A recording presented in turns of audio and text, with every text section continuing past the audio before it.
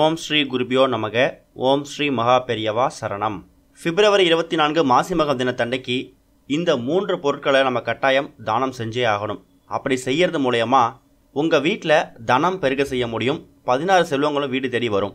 மாசி மகம் நல்ல நாளில் நம்மளால் முடிஞ்ச அளவுக்கு அன்னதானமோ இல்லை பொருளாதார தானமோ செஞ்சு பிரார்த்தனை பண்ணிக்கிட்டா வாழ்க்கையில் சந்தோஷங்கள் நம்ம வந்து சேர்ந்துடும். மனசில் இருக்கக்கூடிய குழப்பம் பயம் நீங்கும். மங்கள காரியங்கள் கூடிய சீக்கிரம் நல்லபடியாக நடந்து முடியும். மாசி மாதம் அப்படின்னு சொன்னாலே மகத்துவமிக்க மாதம் அப்படின்னே சொல்லலாம். கலைகளையும் கல்வியையும் கற்றுக்கிறதுக்கு ஒரு ஏற்ற மாதம். மாசி மாதத்தில் நம்ம செய்யக்கூடிய சிவ வழிபாடு, பெருமாள் ஆராதனை, அம்மன் வழிபாடு, முக்கியமாக மகாலட்சுமி வழிபாடு, முருகன் வழிபாடு, இது எல்லாமே எக்கச்சக்கமான பலன்கள் நமக்கு கொடுக்கும். அப்படிப்பட்ட மாசி மாதத்தில் மகம் நட்சத்திரமும் பௌர்ணமியும் சேர்ந்து வரக்கூடிய ஒரு அற்புதமான நாள் தான் மாசி மகம்.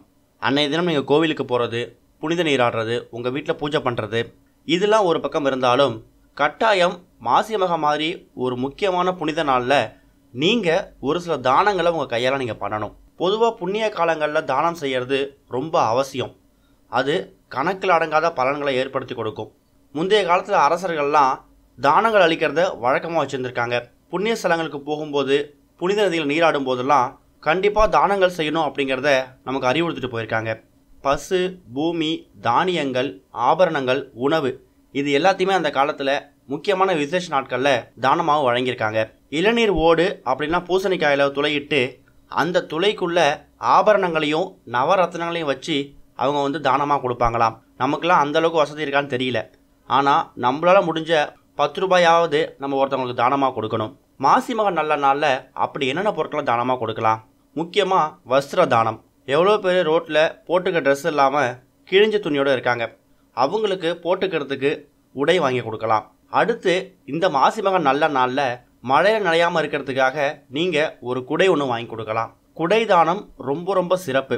வெயில் மழை ரெண்டுத்துலேயுமே ஒருத்தவங்களை பாதுகாக்கக்கூடிய ஒரு அற்புதமான பொருள் குடை.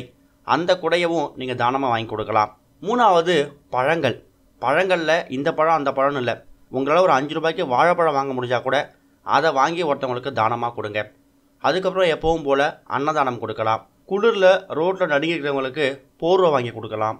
பசுமாட்டுக்கு உணவு வாங்கி கொடுக்கலாம். இது எல்லாமே முக்கியமான தானங்களில் சேரும். மாசி மகம் நல்ல நாளில் இப்போ சொல்லியிருக்கக்கூடிய தானங்களை செஞ்சு பாருங்கள். கண்டிப்பாக உங்களுக்கு ஒரு மிகப்பெரிய புண்ணியம் வந்து சேரும். ஓம் ஸ்ரீ குருபியோ நமக. ஓம் ஸ்ரீ மகா பெரியவா சரணம்.